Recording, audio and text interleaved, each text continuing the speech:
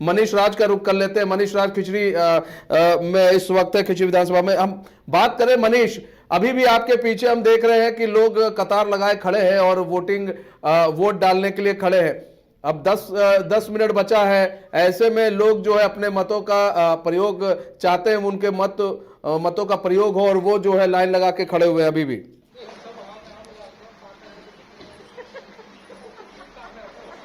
देखिए मनीष, हम लोग कई जगहों से आ रहे हैं। इस वक्त हम लोग जो हाईवे है उसके किनारे और माझी के पास खिजरी विधानसभा क्षेत्र में हम लोग खड़े हैं।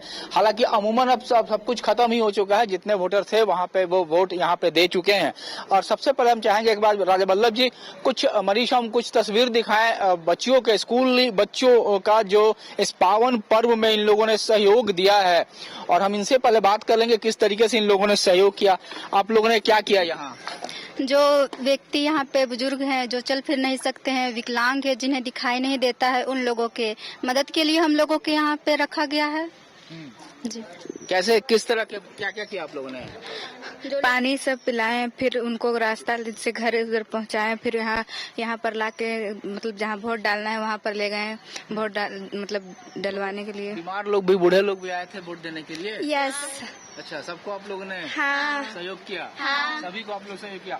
मनीष, एक नया प्रयोग इसे कह सकते हैं। पिछले कई दफा से ये चीज देखने को मिल रहा है कि स्कूल के बच्चों को वॉलंटियर के तौर पर इस पावन पर्व में अब इस्तेमाल किया जा रहा है। हम कहेंगे मौका दिया जा रहा है उन्हें सेवा करने का। इसके पीछे निर्वाचन आयोग का बस मकसद बस इतना भर है कि जब ये बड़े होंगे, यानी 18 साल के हो जाएंगे, तो ये खुद ब खुद अपने भी आएंगे और अपने आसपास के लोगों को, वोटरों को लेकर के आएंगे बूथ पर। यही मकसद है। और दूसरी बात यह है कि अगर आप बात कर रहे हैं कि कतार और वोटरों की, तो चूंकि समय के साथ अब समय बदल चुका है मनीष, वोटर भी काफी तत्पर हो गए हैं, जागरूक हो गए हैं कि पहले वोट, मतदान, उसके बाद ही जलपान से। यही वजह रहा कि हम लोग जहां भी गए वहां लंबी कतारें देखने को मिली, चाहे महिला हो, चाहे पुरुष हो या कम उम्र या फिर नए जो लोग, युवा थे, वो सभी लोग आए और अपना वोट देके समय के साथ चले गए। लगभग 5 बजने जा रहा है और ऐसे में निर्वाचन आयोग का भी जो निर्देश है उसके मुताबिक अब यहाँ पर वोट नहीं हो पाएगा। हालांकि अगर कोई कतारबद्ध खड़ा होता तो निश्चित तौर पे उन्हें मौका दिया जाता, लेकिन अब मुझे नहीं लगता है कि यहाँ पर कोई भी वोटर बचे हैं। और मुझे लगता है कि अब यहाँ पर वल्लभ जी, एक बार आप अंदर की तस्वीर ये दूर से ही दिखा सकते हैं तो दिखाइए। अब बस जो हम कह सकते हैं कि बैलेट जो भी बॉक्सेज जो हमें खत्म करना होता है, जो प्रक्रिया होती है, जो फॉर्मेलिटीज होती है, उसे पूरा किया जा रहा है। मनीष, आपको बता दें कि जिन जिन जगहों पर, जिन जिन इलाकों में, जिन विधानसभाओं का हम लोगों ने दौरा किया, वहां की तस्वीरें काफी साफ दिखी। कहीं किसी की तरह की कोई गड़बड़ी नहीं, कहीं कोई किसी तरह का कोई परेशानी नहीं, चाक चौबंद व्यवस्था देखने को मिली। सभी वोटर अपने मताधिकार का प्रयोग कर सके। और सबसे अच्छी बात यह रही कि हम तमाम लोगों से, हम लोगों ने जहां भी बात किया, ये जानने की कोशिश की कि कौन से मुद्दे रहे। इन सब में कॉमन बात यह थी कि लोग ये चाहते थे कि उनके इलाके का विकास हो, उनके इलाके में शिक्षा, स्वास्थ्य, इन सब की व्यवस्था, पुरजोर व्यवस्था हो। और साथ ही साथ जो सबसे बड़ी बात जो सामने उभर कर आया, वो ये चाहते थे कि उनका प्रत्याशी ऐसा हो जो उनकी बातों को सुने, उनके बीच रहे, उनके हर मौके पर उनके साथ खड़ा रहे। मुझे लगता है कि शायद झारखंड की विधानसभा चुनाव में ये एक बहुत बड़ा मुद्दा उभर कर सामने आया है मनीष। अच्छा, बात की जाए यहाँ पर तो खिचड़ी में सबसे बड़ा मुद्दा क्या रहा है और लोगों ने क्या लग रहा है किन मुद्दों पर यहाँ पर वोट डाले हैं? जिन जिन प्रत्याशियों को भी वोट डाले हो तो किन मुद्दों को लेकर वोट डाले गए यहाँ खिचड़ी में?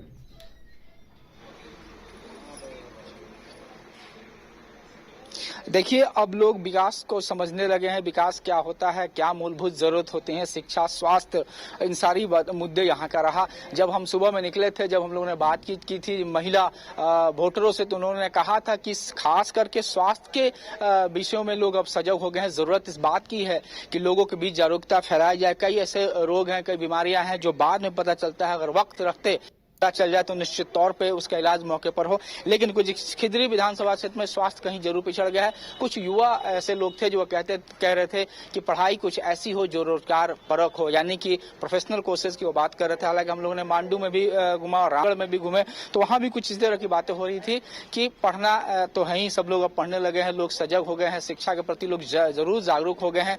लेकिन कहीं ना कहीं वो मिसिंग है कि हम पढ़ के जब निकले, प्रोफेशनल कोर्सेज करके निकले, तो हमारी नौकरी आसपास ही हो, हमें कहीं बाहर ना जाना पड़े। क्योंकि मनीष आप समझते हैं कि घर के बच्चे जब बाहर चले जाते हैं और जब मौका आता है ईद का, जब मौका आता है दिवाली का, तो दिया भले जले लेकिन कहीं ना कहीं माताओं को, बहनों को इंतजार होता है अपने भाई का, अपने घर के मेल पर्सन का। कमाऊ पूत अगर बाहर रहता है इस मौके पे तो कहीं ना कहीं जरूर टीस होती है मनीष। तो ऐसे में मुझे लगता है कि रोजगार एक बहुत बड़ा मुद्दा उभर कर सामने आया है। और एक चीज और भी है, रोजगार के लिए लोग पलायन कर रहे हैं, बाहर जा रहे हैं। ऐसे में ये भी एक मुद्दा रहा है, क्योंकि घर वाले जो है, जो ग्रामीण इलाकों में लोग हैं, वो चाहते हैं उनके बच्चे उनके पास रहे। और ऐसे में अगर रोजगार उनको मिल जाता है, अगर घर के आसपास मिल जाता है, तो ये उनको समस्या नहीं होगी। अगर एक पैसा दो पैसा कम भी मिलता है वहाँ पर, तो वो भी उनके लिए चलाव होगा, क्योंकि ग्रामीण चाहते हैं कि अगर दो पैसा भी कम मिलता है लेकिन घर के पास भी मिल जाए जॉब, तो क्या बुरा है।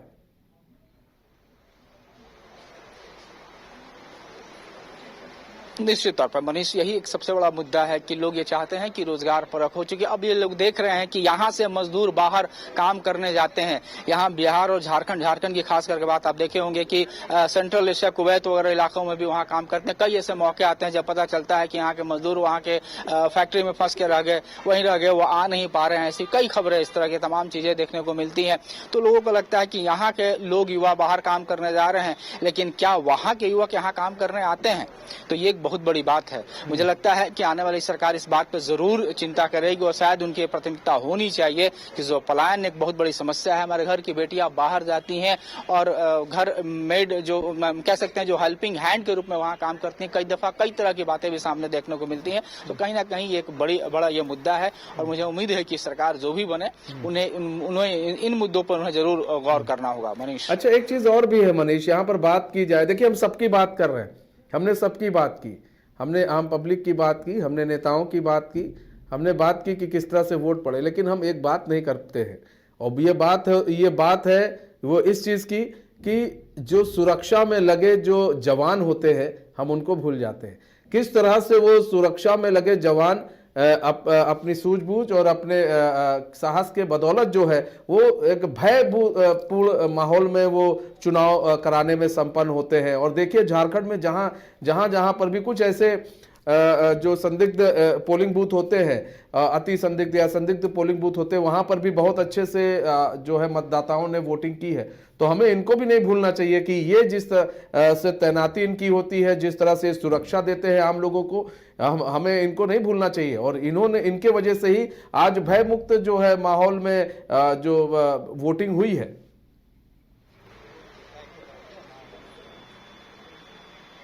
निश्चित तौर पे सबसे बड़ा श्रेय इन्हें जाता है। मुस्तैदी के साथ वो अपने बूथ पे जहां उन्हें ड्यूटी मिली है, ईमानदारी के साथ वो खड़े रहे। कई जगह हम लोग गए, वहां पे अगर कोई भी, वहां दो तरह के लोगों को वो टोकते थे। एक वो कि जिन्होंने वोट देने वो आ रहे हैं, उनका वो चेक करते थे, पूछते थे कि क्या आप मोबाइल लेकर के जा रहे हैं, आपके पास अगर कोई बड़ा मोबाइल है, ये मना था बिल्कुल। जो निर्देश निर्वाचन आयोग की तरफ से दिए गए उसका सख्ती के साथ वो 100% पालन कर रहे थे। दूसरी ये बात कि जब आप वोट यहाँ दे दिए, आपने अपना मताधिकार का प्रयोग कर लिया, तो अब यहाँ रहने की कोई जरूरत नहीं है, यानी कि जमावड़ा आपको लगाने की कोई जरूरत नहीं है। तो ये बहुत बड़ी बात है, क्योंकि जब भीड़ें इकट्ठा होती हैं, तरह तरह की बातें होती रहती हैं, कभी कभी होता है कि बात करते करते कुछ बात बिगड़ भी जाती है। तो शायद ये सबसे बड़ा हथियार उनका रहा, ये तरीका उनका रहा कि भीड़ को रुकने नहीं दिया गया। जो लोग वोट देने आए हैं, आप वोट दीजिए और वोट दे करके चले जाइए। कई मौके ऐसे भी मुझे देखने को मिला कि एक भाई अपनी बहन को लेकर के आया कि मैं इन्हें वोट दिलाने के लिए आया हूँ। तो पुलिस ये कह रहे थे, जो जवान थे ये कह रहे थे कि अब ये 18 साल की हो चुकी हैं, ये कहीं भी जा सकती हैं, कोई बात नहीं है, सुरक्षित है, ये वोट देकर अपना अकेले वोट देकर के यहाँ से आ सकती हैं, आप कृपया बाहर रहिए। तो ये चीजें जो सजग थी, जो तत्परता थी, वो देखने को साफ तौर पर दिखा। और देखिए अब तस्वीरें काफी बदल चुकी हैं, अब लोग भय मुक्त हो गए। मैं आपको याद दिलाऊं, सुबह में जब मैं एक जैसा लाइव कर रहा था तो वहां भी एक बुजुर्ग वोटर थे, उन्होंने कहा कि एक वो समय था जब हम लोग डरते थे वोट देने आने के लिए, लगता था कुछ भी हो जाएगा, दोनों पक्ष के लोग, कई पक्ष के लोग आपस में भिड़ जाएंगे, लेकिन अब वो बातें नहीं रही। हमारे जो जवान है, जो हमारे जिला प्रशासन है, जो राज्य सरकार की पुलिस है, जो CISF बाहर से आए हैं, वो सभी लोग मुस्तैदी के साथ और लगातार ड्यूटी पर सजग दिखाई दिए। तो ये उनका बहुत बड़ा सहयोग है, उनका बहुत बड़ा श्रेय जाता है कि जो शांतिमय तरीके से आज जो वोटिंग हुआ वो संपन्न हुआ। मनीष, अब EVM मशीन को एक बक्से में बंद किया जा रहा है मुहर लगाकर, क्योंकि अब तो 5 से ज्यादा हो गया है। तो क्या EVM मशीन को बंद कर मुहर लगाया जा रहा है? देखिए मनीष, ईवीएम मशीन को बंद करने से पहले कई जो औपचारिकताएं हैं वो पूरा किया जाता है, क्योंकि जो भी पीठासीन पदाधिकारी यहाँ होते हैं, जो और भी अधिकारी होते हैं, उनका हस्ताक्षर होगा, वो देखेंगे, तो कई तमाम चीजें हैं वो पूरा किया जाएगा। उसके बाद ही आगे की प्रक्रिया है, क्योंकि ये संवेदनशील मामला है और इसमें जरा सा भी लापरवाही बरती नहीं जाएगी। तो बंद करने से पहले, समेटने से पहले ये सारे तमाम जो प्रक्रियाएं हैं, जो औपचारिकताएं हैं, वो पूरा किया जा रहा है। आप देख सकते हैं हमारे तस्वीर, ये साफ नजर आ रहा है कि जो प्रक्रिया है, जो औपचारिकताएं हैं, उसको पूरी की जा रही हैं। और उसके बाद देखिए, आप देख सकते हैं तस्वीर कि ये जो तस्वीरें हम दिखा सकते हैं, अब हम दिखा सकते हैं निश्चित तौर पे कि अब जो प्रक्रिया है, जो औपचारिकता है, उसको पूरा किया जा रहा है। मनीष, ये चूंकि समय अब हो ही चुका है और अब कोई वोटर यहाँ है भी नहीं, रखने से पहले जो भी तरीका है उसे बिल्कुल अक्षरश पालन किया जा रहा है, ताकि कहीं कोई चूक ना हो, कोई लापरवाही न रह जाए। आप देख सकते हैं हमारे टीवी स्क्रीन बाइस्कोप पे। और एक और हम अपने दर्शकों को अपील करें कि कुछ देर के बाद हम सभी हमारी टीम बैठेगी और ये चीज हम चर्चा करेंगे क्या आज का मुद्दा रहा और क्या कुछ होगा। तो हम चाहेंगे कि दर्शक हमारे साथ बने रहें। न्यूज बाइस्कोप लगातार उन्हें आज हुए जो 2 चरणों में जो मतदान हुआ, इन तमाम सभी बूथों पर, सभी विधानसभाओं को लेकर के हम चर्चा करेंगे, उन्हें बताएंगे क्या कुछ हो सकता है। देखिए ये तस्वीर हमारे दर्शक देख सकते हैं। यहाँ चुनाव अभी हम खिजरी विधानसभा क्षेत्र और माझी NH के बाहर बूथ है, स्कूल है, हम लोग वहीं हैं। तो अब जो है बात की जाए, वोटिंग जो अब खत्म हो चुकी है। अब जो लोग लाइन में लगे हैं वो लोग वोट कर सकते हैं, लेकिन अब देखिए उसे अब मशीन को जो है अब एक बॉक्स में बंद कर दिया जाएगा और उसे सुरक्षित स्थान पर रख दिया जाएगा। 23 नवंबर को ये पिटारा जब खुलेगा तो आप समझिए कि ये पिटारा नहीं, प्रत्याशियों की किस्मत खुलेगी। और ये जब किस्मत खुलेगी तब ये लोग जानेंगे कि कौन हार रहा है, कौन जीत रहा है, किसके पक्ष में बाजी रही, किसके पक्ष में बाजी नहीं रही, जनता ने किसे चुना, जनता ने किसे नहीं चुना, जनता किसके पक्ष में रही और जनता किसके पक्ष में नहीं रही। कौन से मुद्दे रहे जो जनता ने खूब भुनाए और जनता ने उन मुद्दों पर वोट किया, कौन से ऐसे मुद्दे रहे जिसको सिरे से नकार दिया और प्रत्याशी अपनी बातों को जनता तक उन्होंने रखी, कितने मुद्दों को वो भुना पाए। जानवी सिरामिक्स से करें टाइल्स, ग्रेनाइट, सैनिटरी वेयर की 50,000 से अधिक की खरीदारी और पाएं 5 खास कूपन के जरिए GST काटकर 4 साल के अंदर पूरी राशि वापस। जानवी सिरामिक, हुर मोड़, डाल्टनगंज, शाहपुर रोड, गढ़वा, झारखंड। शर्तें लागू।